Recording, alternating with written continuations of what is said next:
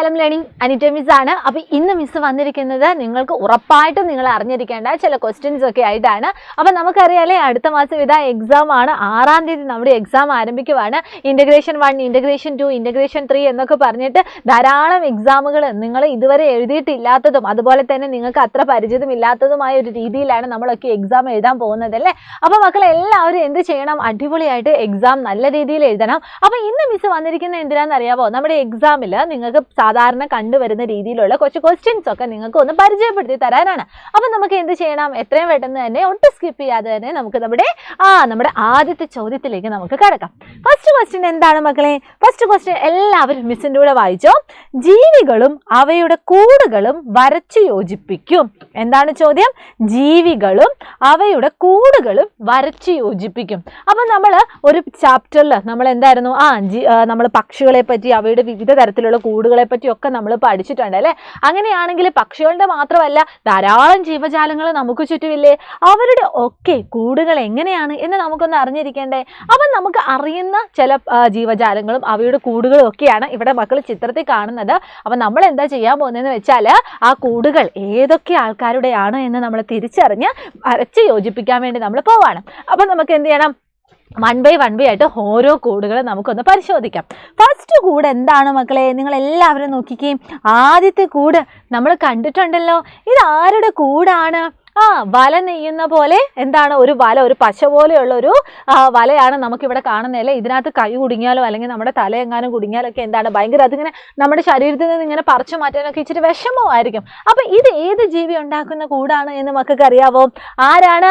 Yes, ചിലന്തിയാണ്. ചിലന്തിന്റെ ചിത്രം ഇവിടെ നമുക്ക് കാണുന്നുണ്ട്. അപ്പം നമുക്ക് എന്ത് ചെയ്യണം? ഇങ്ങനെ ഒന്ന് വരച്ച് യോജിപ്പിച്ചാലോ? യെസ്. അപ്പം എല്ലാ മക്കളും ഇതാ ഇങ്ങനെ മിസ്സിന്റെ കൂടെ വരച്ച് യോജിപ്പിച്ചോളും. ഇനി അടുത്തത് ഏതാണ് മക്കളെ?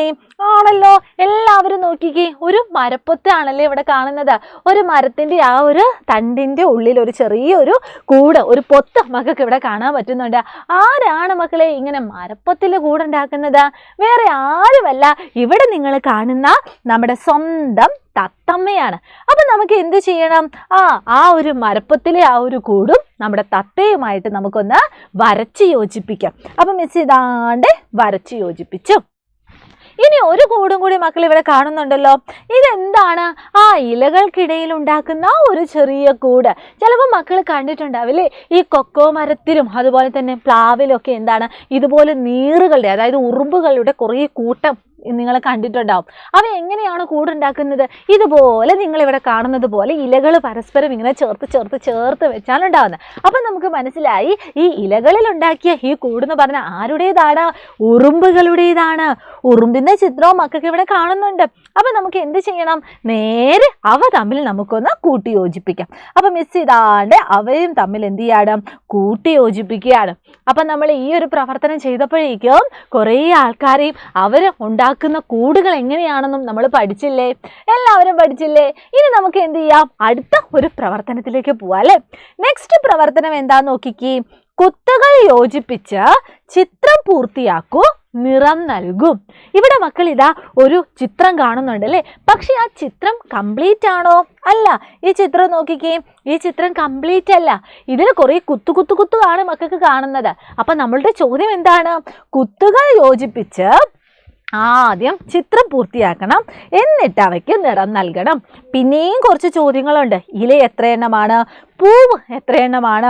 ഏതാണ് കൂടുതൽ? അങ്ങനെയുള്ള ചോദ്യങ്ങൾക്ക് നമുക്ക് ഉത്തരം എഴുതണം. അപ്പം ഏറ്റവും ആദ്യം നമുക്ക് എന്ത് ചെയ്യണം? ആ കുത്തുകളൊന്ന് യോജിപ്പിക്കുക അല്ലേ.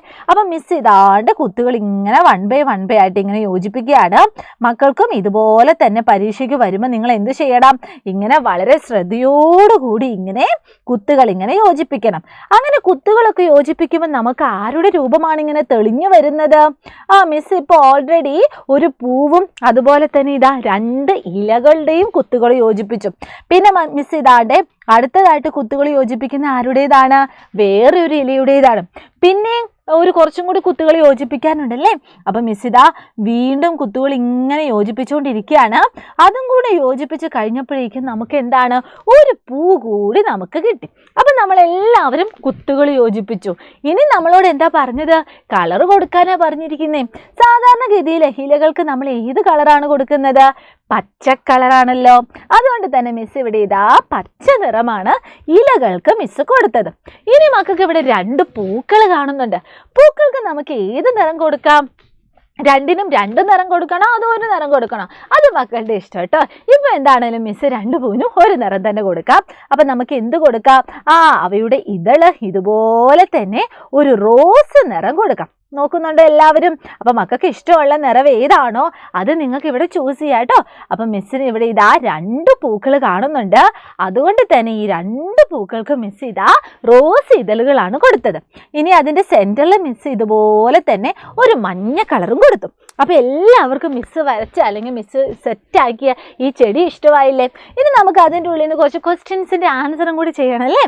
ഇല എത്ര എണ്ണം ഉണ്ട് മക്കളെ? വേഗം പറഞ്ഞോളൂ. എത്ര ഇലയുണ്ട്? ഒന്ന് എണ്ണിക്ക്. നമ്മളെല്ലാവരും കൂടി ഒരുമിച്ച് എണ്ണുവാണേ. 1 ഇല, 2 ഇല, 3 ഇല. അപ്പൊ എത്ര ഉണ്ട്? 3 ഇലയുണ്ട്. ഇനി അടുത്തത് എന്താണ്? പൂവ് എത്ര എണ്ണം? എത്ര പൂവുണ്ട്? അപ്പൊ നമ്മൾ എണ്ണുവാണേ.